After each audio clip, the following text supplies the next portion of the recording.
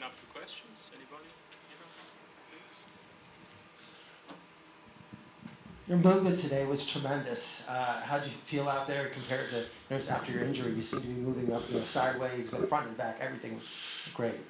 Yeah, I felt good, but I've been feeling well the whole week so far. And I thought he was my toughest opponent today, to be honest. And I played some guys ranked inside the top 20 already, and I felt like he's playing unbelievable tennis. So yeah, I'm happy with that I moved well, as you said. I'm happy that I did some other things well as well, because otherwise it would have been extremely tough today. Thanks. Yeah. Hey, Sasha. Of course, we don't know what's going to happen tonight, but if it is Carlos, no one's more complimentary to him than you are about his game. But you have a pretty good record against him. Why do you think that is? What is it about the matchup that works well for you and causes problems for him? Well, actually, the matches that I won, there were tough battles at times, and great level tennis. The matches that he won against me, he absolutely destroyed me. So it's, sometimes I think sometimes we play the later stages of turns where we're both playing extremely well already, and then it's kind of like, a back and forth, and I came out on top a few times. He beat me twice in Madrid, where I had absolutely no chance. He beat me in Indian Wells, where I had no chance. He beat me at the US Open, where I had no chance. So I know that I have to play my best tennis to even go into this kind of fight, to go into this battle with him. Because if you're not feeling the ball, or if you're feeling like you're put under pressure from the beginning, it's most of the time it's a very quick match. But I don't know. I think we're both aggressive players. I think especially at later stage of turns and beginning of tournaments, I'm always maybe a little bit holding back, maybe a slow starter to tournaments. But I think the stages that we're playing at, semifinals, quarterfinals of Grand Slams and big events, to get there you have to play well. So that is maybe more of a factor than just what fits well in the matchup. But as I said, against Carlos, you have to play well, otherwise you're gonna get blown off the court. Microphone. I know you played at this tournament in 2018. I don't know if they asked you this already, but your memories of, I know you played, I guess, against Isner in the final. Just memories from that year and that match. I know it was a different venue. But it was the last match that was ever played at that venue, so that was special in a way as well, I thought. But as you said, very different. There was really a South American vibe going on. It was kind of like, a party mood all the time, especially night matches were extremely fun. The atmosphere was incredible. Here, obviously, the Hard Rock Stadium is one of the biggest stadiums in the world, not for tennis, but generally speaking. A very new stadium, very modern. Obviously, we have a lot more space here. But I loved Key Biscayne. I really did, because I thought the atmosphere there was very special and very loud, very energetic. So obviously, hopefully, it's going to be good memories for me on both sides. Trying to build them here still. Also, I just want to know, did you? I know are you a Miami Heat fan? Yeah. Did you go to any games? And also, do you live in Florida at all? Any part of the year?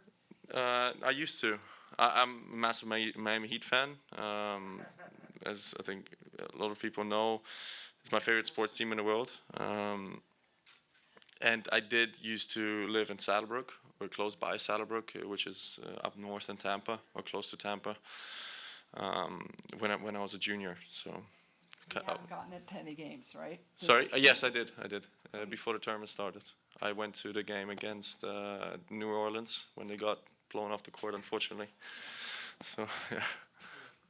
Three questions there. 1, 2, 3. Hey, Sasha. Great playing today, and looked like you're playing really free, because sometimes in the past I've noticed you got tight. And how do you keep your composure, especially when we get more to the end of the tournament against the higher rate players, so you can play more free like you? You get older. It's as simple as that. It's about maturing. It's about realizing that if you have done everything you can in the preparation, if you've done everything you can outside the court, if you lift, kind of in a correct way, then even if you lose, that's okay, because you feel like you've done everything you can. So it took me maybe more years than others for me to realize that. It maybe took me some more maturing than others as well. But as I said, we all get older. We all hopefully get smarter. Some of us do, some of us don't. I hope I'm one of those that does. And that's maybe it. Good luck. Thank you. Hi. You said about Marozsan on your comments on the court that you think he could maybe, get up there with the top 10 guys at some stage. I know you mentioned like him sort of rushing and not giving players time. Yeah. Is there anything else about his play that sort of gives you that belief that he could go on and be a top player? To be honest, if you have a now 4-2 record, before this match a 4-1 record against top 10 players, that means you have the qualities. You just have to maybe at times be patient enough, and also bring it on the weekly basis. If he does bring it on a weekly basis, there's no reason why he can't be, because he's I thought today he was my toughest opponent this week so far, and I've played some top 20 guys. I've played some ex top 10 guys as well. So, and I thought he was playing incredible. So that's why I said it. I still believe if he finds this tennis on a weekly basis, it should not be an accident that he's in the quarterfinals, semifinals of Masters 1000 events, and then you're top 10. Yeah, you just said it, that it was one of your toughest matches. And I want to ask, is there something specific that you learned from today's game that you're going to be taking onto the next ones? Generally, or against him, you mean? Well, for the future, just like something that you can take on. I've played, close to 600 matches in my career, right?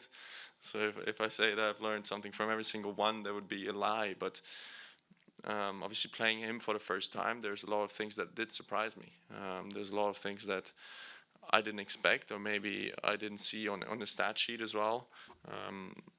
For example, I knew that he was extremely aggressive with his forehand, but I thought his backhand today was actually almost a better shot than his forehand. He was unbelievably aggressive, changing down the line. I was hitting full power, and off my full power, he was changing down the line for winners. So these kind of things, you still learn about different kind of opponents. And as I said, he for me, he's a great player, and there's no reason why he shouldn't be up there. Last year. Hi. Hey. Talking also about the other players in the tournament, we would like to know your idea about Jannik Sinner, because you have beaten in New York last September. Was an unbelievable match. Do you think he's ready to become #1 in this season? No, I think he sucks. I mean, look, he won the Australian Open, won Rotterdam, and he's 19-1 so far this year. So I think if you have these kind of statistics, it's very logical that you're on the right path and you're on the way to be there, right? Do I think that he's gonna be as unbeatable as he is so far this year? I don't know, because right now he's lost one match. It's unbelievable. It's like a statistic, like Djokovic started in his best years. Federer started like this in his best years. Rafa started like this, I think, once in his career. So if he keeps it like that, then he's not only going to be #1 in the world, he's going to be #1 in the world for the next 10 years. But, it's up to him. And it's also up to me, up to Carlos, up to Daniil, up to Novak as well, to stop him from doing that. And of course, he's somebody that we now probably look out for, one of 2 or 3 players that we look out for the most. We study him. We try to understand his game. We try to understand what can make him feel uncomfortable. And we'll see if we can use it.